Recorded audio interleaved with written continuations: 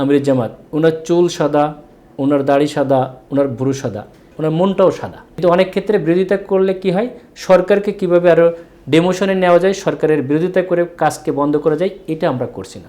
শিবির এখানে ক্যাম্পাসে নিরাপত্তা থাকা, যেমন কয়েকদিন আগে পা কেটে দিয়েছে।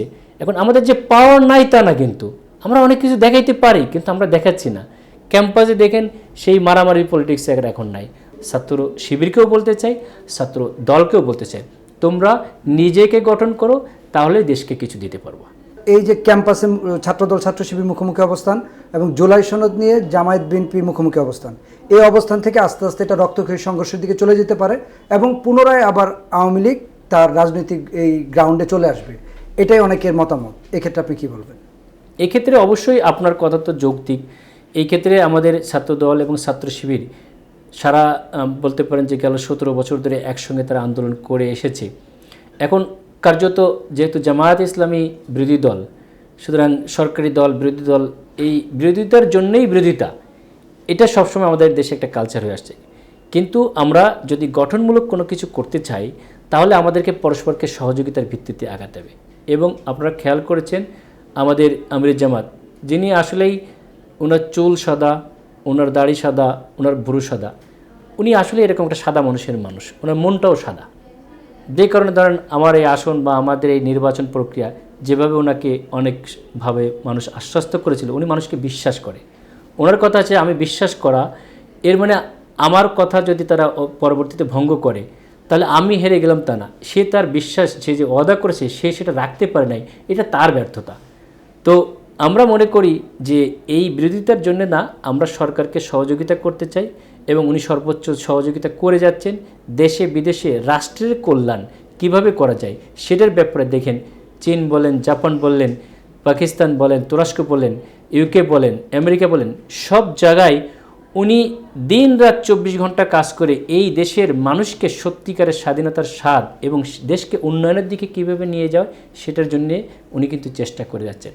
কিন্তু অনেক ক্ষেত্রে বিরোধিতা করলে কি হয়, সরকারকে কিভাবে আরও ডেমোশনে নেওয়া যায়, সরকারের বিরোধিতা করে কাজকে বন্ধ করা যায়, এটা আমরা করছি না। আমরা প্রত্যেকটা সেক্টরে সহযোগিতার হাত বাড়িয়ে রাষ্ট্রকে সামনের দিকে এগিয়ে নিয়ে যেতে চাই। এখন এই ক্ষেত্রে যদি ওনারা ভিন্নভাবে সবসময় বিরোধিতার জন্য ওনারা বিরোধিতা করতে থাকে, তাহলে ঘটনা আছে একটা যে দেওয়ালে পিঠ থেকে গেলে তখন তো আর আমাদেরও তো একটু আগাইতে হয়। এখন শিবির এখানে ক্যাম্পাসে নিরাপত্তা থাকা, যেমন কয়েকদিন আগে পা কেটে দিয়েছে। এখন আমাদের যে পাওয়ার নাই তা না, কিন্তু আমরা অনেক কিছু দেখাইতে পারি, কিন্তু আমরা দেখাচ্ছি না। সুতরাং যদি তারা এরকম মনে করে যে আমাদের কিছু নাই বা আমরা কিছু করতে পারবো না, এটা তারা বোকার স্বর্গে বাস করছে। আমরা ছাত্র শিবির, ছাত্র দল সৌহার্দ্যের ভিত্তিতে ক্যাম্পাসে দেখেন সেই মারামারি পলিটিক্স এখন নাই, হল সিট বাণিজ্য নাই। সুতরাং তাদেরকেও, যারা ছাত্র জীবন শেষ হয়ে যাওয়ার কথা, তারা এখন আছে এই 4 সেশন, 5 সেশন, 10 সেশন, যাদের বাচ্চা কাচ্চা নিয়ে এখন ঘর সংসার করার কথা, তারা এখন দায়িত্বে থাকতে চায়। সুতরাং সেটা থেকে তারা বের হয়ে আসুক, সত্যিকারের ছাত্র রাজনীতি করুক এবং দেশের কল্যাণের জন্য তারা গঠনমূলক কাজ করুক এবং সৌহার্দ্যের ভিত্তিতে তারা এদের ক্যাম্পাস চালাক। শিবিরের পক্ষ থেকে সব সময়ের জন্য আমাদের আমির জামাতের নির্দেশ যে যেটুকু শিবির তো স্বতন্ত্রভাবে চলে, কিন্তু আমির জামাতেরও যে পরামর্শ চাইলে যে ক্যাম্পাসে আমরা স্থিতিশীলতা চাই। প্রত্যেকটি মায়ের সন্তানই আমাদের কাছে অমূল্য।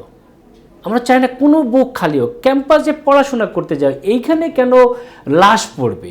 এখানে আমরা প্রতিযোগিতা করব পড়ালেখার। আমি ছাত্র রাজনীতি করি, যেমন আমি পলিটিক্স করে আসছি, আমি কিন্তু পলিটিক্যাল দেখায় আমার একটা মেডিসিন সাবজেক্ট ছিল, সেখানে 18 জন পাশ করছে। আমি শিবিরের সভাপতি ছিলাম, তার মধ্যে আমি পাশ করে আসছি। সুতরাং আমাদেরকে এই জায়গাটুকু খেয়াল করতে হবে যে পড়ালেখাটা রাজনীতির পাশাপাশি ফার্স্ট। জন্য আমি রাষ্ট্রের গঠনমূলক কাজে যে আমি অংশগ্রহণ করব, আমার যদি 10 বার ফেল করার যদি থাকে, সেই ছাত্রকে আপনার প্রতিষ্ঠানে আপনি নেন, আপনি নেবেন না কিন্তু রেজাল্ট ভালো না থাকলে। আনফর্চুনেটলি এরা ফেল করে দিনের পর দিন শুধু রাজনৈতিক স্থায়িত্ব করার জন্যে, এবং পরবর্তী এরাই আবার বিভিন্ন রাষ্ট্রীয় পর্যায়ে দায়িত্ব আসে। তাহলে সে তো একটা খারাপ স্টুডেন্ট, প্রমাণ করে আসছে যে পাশ করতেই পারে না। সে ভবিষ্যতে একটা দায়িত্বে এসে কীভাবে রাষ্ট্রকে আরও উন্নয়নের জায়গায় নিয়ে যাবে?